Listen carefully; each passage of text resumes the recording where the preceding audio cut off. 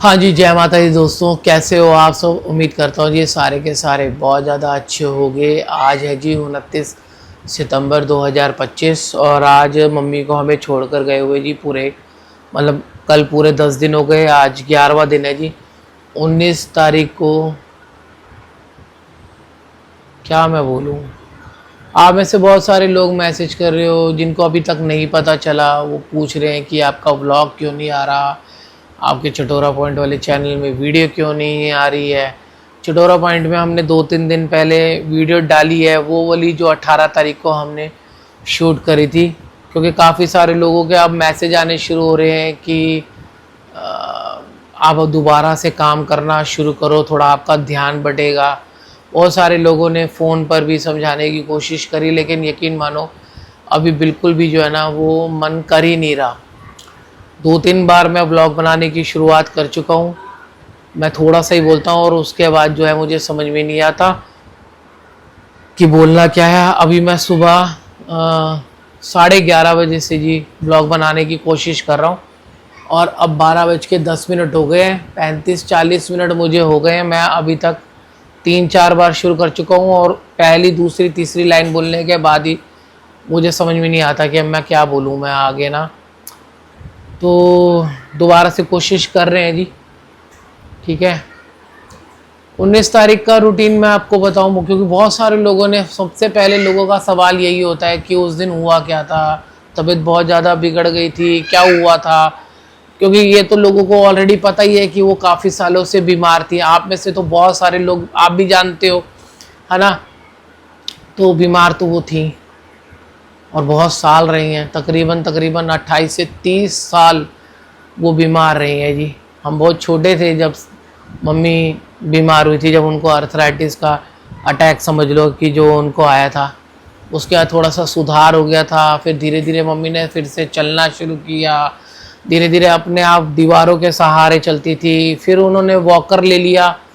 जब वॉकर लिया ना मम्मी ने, तो मैं उनको मना करता था मैं कि मम्मी आप वॉकर से चलना ना, वॉकर छोड़ दो, मतलब आप वॉकर मत पकड़ो, आप दीवार के सहारे चलो या हमारे सहारे चलो। क्योंकि वॉकर ना, पता नहीं क्या बात है, मुझे फील आती थी कि वॉकर के ऊपर आप पूरे फुल वो डिपेंड हो जाओगे उस वॉकर के ऊपर ना। तो लेकिन वो फिर बात है कि उनसे चला तो जाता नहीं था। वो धीरे धीरे वॉकर पे वो फिर ऐसे धीरे धीरे थोड़ा सा झुक कर हुआ, फिर धीरे धीरे फिर बेड पर हो गई। बेड पर होने के बाद भी एक्टिव रही, अपने आप बैठ जाती थी, ठीक है। और अपना आके यहीं इसी उनके बेड के साथ ही हमने व्हील चेयर लगा रखी थी, तो वो व्हील चेयर पे आ जाती थी। तो फिर हम उनको बाथरूम ले जाते थे, वहाँ से लेकर आना, फिर अपने आप शिफ्ट हो जाती थी बेड पर। लेकिन 10-12 साल पहले की बात है, आई थिंक 10 साल पहले की बात है। पंकज कनाडा से, हाँ अमेरिका से, हाँ अमेरिका की कनाडा, अमेरिका से, हाँ अमेरिका से। तब कनाडा नहीं गया था, तब अमेरिका गया था। 10 साल पहले पंकज आया अमेरिका से, और जिस दिन आया बस हम यहाँ पर सारे बैठे हुए, मैं पंकज को लेकर ही आया था एयरपोर्ट से।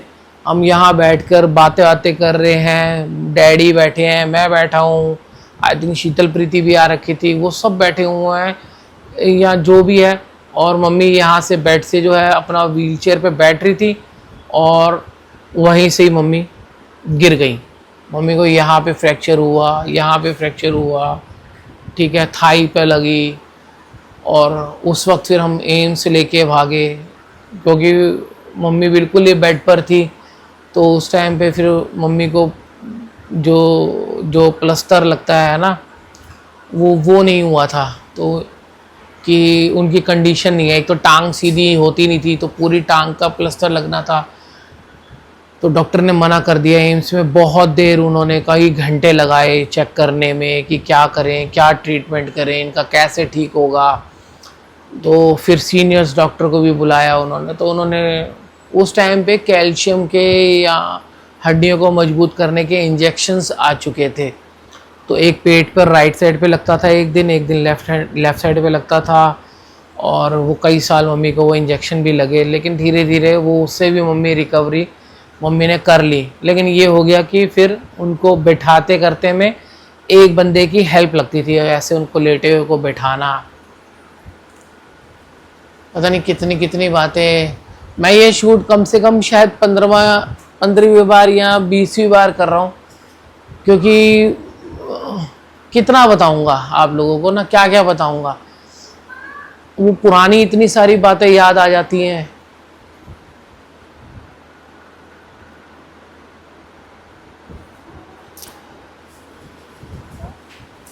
पता है हमारी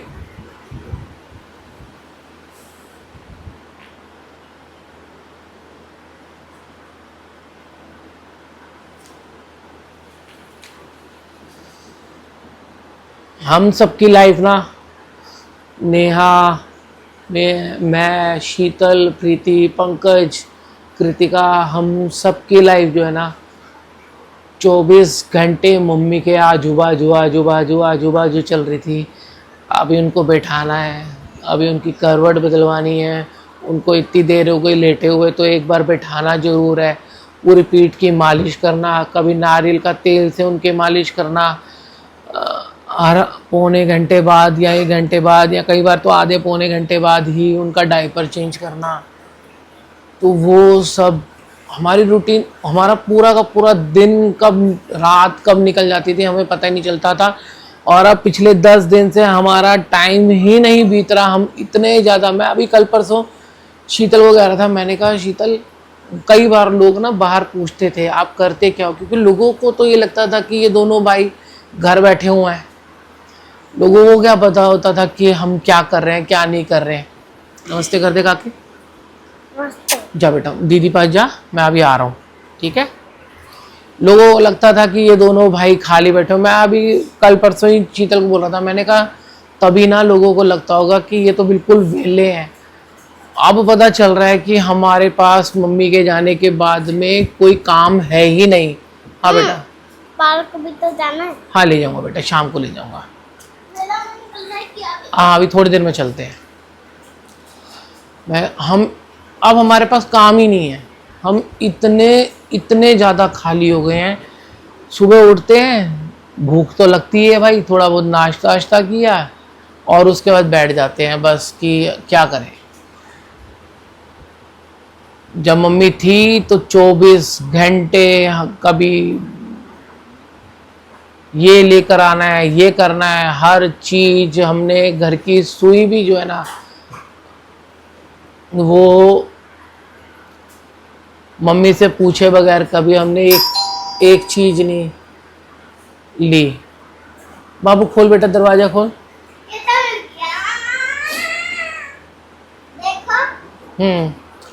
अभी थोड़ी देर में बनाता हूँ, मेरे ख्याल से प्रीति आई है, छोटी वाली सिस्टर आई है जी, और अभी थोड़ी देर में शीतल भी आ जाएगी, वो भी अंदर चली गई है। मैंने थोड़ी सी वीडियो बनाने की कोशिश करी, सामने बैठे होते ना तो मेरे से फिर इतना भी नहीं बोला जाता। मैंने उसको बोला, मैंने कहा थोड़ी देर अंदर चली जा, मैं वीडियो बना लूँ, फिर उसके बाद जो है ना सारे बाहर आ जाना, ठीक है।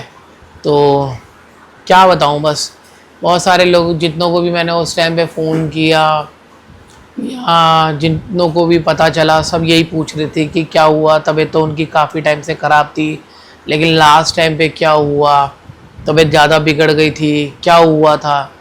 कुछ भी नहीं हुआ था, बस 1 सेकंड पहले मम्मी हमारे साथ में थी, नॉर्मल बात कर रही थी, और 1 सेकंड बाद हमारे साथ में मम्मी नहीं थी। जैसे हमारा रेगुलर रूटीन चलता है एग्जैक्ट वैसा ही चल रहा था। 19 की सुबह पंकज ने और उसकी वाइफ ने, कृतिका ने, उन्होंने एम्स जाना था। कृतिका की तबीयत थोड़ी सी ठीक नहीं थी, तो जैसे ऑनलाइन अपॉइंटमेंट लेते हैं वो एम्स की वो ले रखी थी उन्होंने, वहाँ पे नॉर्मल रेगुलर रूटीन के लिए जाना था, ठीक है। और सुबह मैं बच्चों को 8 बजे जो है स्कूल छोड़ कर आया हूँ। नेहा जैसे नॉर्मली रात को थोड़ा सा लेट सोती है, वो अपना नॉर्मल लेट सोई थी। सुबह उठ के बच्चों को तैयार व्यार किया, नेहा को उठाया, उसने नाश्ता वाश्ता तैयार किया और बच्चों को बस स्कूल छोड़ कर आया। कृतिका ने चाय बनाकर और मम्मी के लिए टोस्ट बनाकर रेडी रखा हुआ था। वो लोग निकले हैं, मेरे को पकड़ा गए नाश्ता कि भैया ये आप करवा दो। तो मैंने कहा हाँ मैं करवा दूंगा। वो लेट हो रहे थे, वो निकल गए। मैंने मम्मी को नाश्ता करवाया और क्या कहते हैं, नाश्ता का मतलब ब्रेड मैंने उनको पूरी खिला दी, ब्रेड और चाय। ब्रेड के जो है कॉर्नर्स हटा देते हैं ताकि ब्रेड जो है वो सॉफ्ट हो जाए, अंदर वाली पार्ट जो है ब्रेड का सॉफ्ट होता है, और उसको भी जो है चाय में ऐसे डुबोकर हम मम्मी को खिलाते थे ताकि ब्रेड बहुत नरम हो जाए तो वो आराम से खा सके। ब्रेड खिलाई, चाय पिलाई। उसके बाद मैंने उनका दवाई देने का टाइम हुआ, 10 मिनट बाद जैसे दवाई देनी थी, तो मैंने शुगर बीपी उनका चेक किया, तो शुगर उनकी थी 220 और बीपी उनका आया था कुछ 95/60 आसपास। बस उनसे नॉर्मल बात हो रही थी, तो ऐसी बात करते वक्त में प्रीति का जिक्र हुआ। मैंने कहा अच्छा मैं उसको एक काम कहता हूँ कि ना ऑफिस जाने से पहले जो है मम्मी से मिल जा, ठीक है, 1 मिनट के लिए बेशक, तो मिल जा। उतनी देर में मैंने शीतल को फ़ोन किया। मैंने कहा शीतल मम्मी का बीपी जो है ना 95/60 आया है, तो क्या उनको कॉफ़ी पिला दूँ, थोड़ी देर में कॉफ़ी पिला दूँ? तो उसने कहा कि हाँ पिला दे। जैसे ही मैंने ये बात ख़त्म करी, मम्मी तो सामने थी, तो उन्होंने कहा कि हाँ तू बना दे कॉफ़ी, तो नेहा को मत उठाइए, नेहा यहाँ पे इधर सोफे इस ये बेड पर जो है यहाँ लेटी हुई थी, ठीक है। उसको मैंने उस दिन ऐसे ही बोला, मैंने कहा अंदर जाके मत लेटियो, मम्मी का डायपर वाइपर जो है ना एक बार बदल दे सोने जाने से पहले, और यहीं बाहर ही लेट जा, ताकि अगर मम्मी को दोबारा ज़रूरत पड़े या मुझे कुछ इधर उधर अपना कुछ काम करना है तो तू मम्मी के सामने होगी अगर आवाज़ देंगी तो। मैंने कॉफ़ी बनाई, मम्मी को कॉफ़ी पिलाई। उतनी देर में जो है कॉफ़ी पिला रहा था, आधी कॉफ़ी पिला दी। तो सुबह सुबह का टाइम जैसे आपको पता है भाई, तो मेरे को थोड़ा सा प्रेशर बना, मैं टॉयलेट गया और नेहा को उठा कर गया। मैंने कहा नेहा एक काम कर, ज़रा मम्मी के पास आके बैठ, मैं बस 2 मिनट में ना आया, ठीक है। और मैं बाथरूम गया, वहाँ से मैं बाहर निकला, नेहा मम्मी को पानी पिला रही थी। पानी पिलाते पिलाते में ही बस उसने एकदम से इतनी घबराहट वाली आवाज़ में मम्मी मम्मी ऐसे आवाज़ मारी, ठीक है। शीतल आ गई। बस जी मैं बाथरूम से बाहर निकल रहा हूँ, मैं वहाँ बस जैसे ही मैंने बाथरूम से बाहर पैर रखा, नेहा ने एकदम से इतनी घबराई हुई आवाज़ में मम्मी को आवाज़ मारी ना, मम्मी मम्मी क्या हुआ आपको। बस वहाँ से मैं भागता हुआ आया कि क्या हुआ।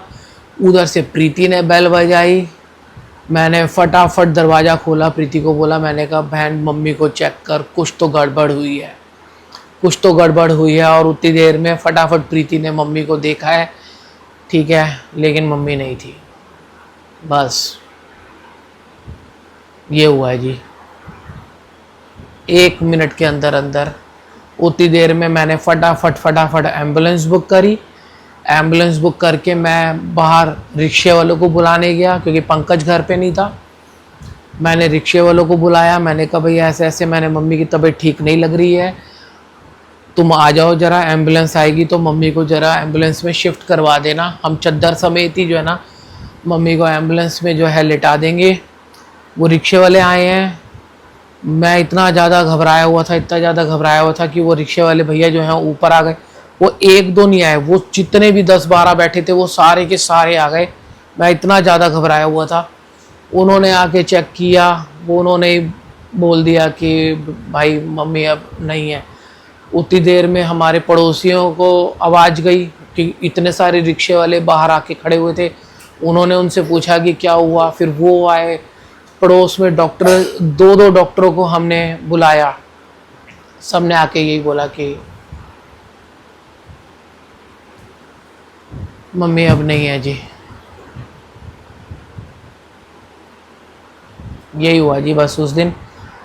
और क्या बताऊँ, ये है कि पड़ोसियों ने बहुत साथ दिया जी, ठीक है। उस दिन हमें तो कोई समझ नहीं थी कि क्या करना है क्या नहीं करना। हमारे पड़ोसी राजू भैया, हमारा दोस्त गगन, उसके चाचा, उसके पापा, सारे काम सब कुछ उन लोगों ने संभाला, ठीक है। बस यही है जी, लाइफ, ज़िंदगी यही है।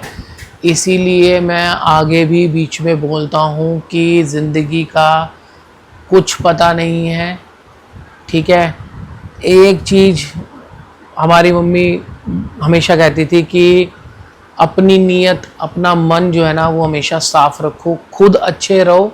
सामने वाला आपके बारे में जो मर्जी सोचता है वो सोचता रहे, आप खुद अपनी नज़रों में अगर अच्छे रहोगे ना तो ऊपर वाला भगवान भी जो है ना हमेशा तुम्हारा साथ देगा।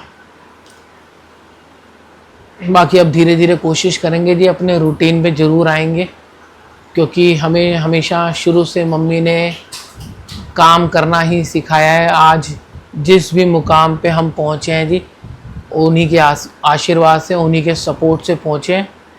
तो कुछ दिनों में कोशिश करेंगे, अपना रेगुलर रूटीन पे आएंगे।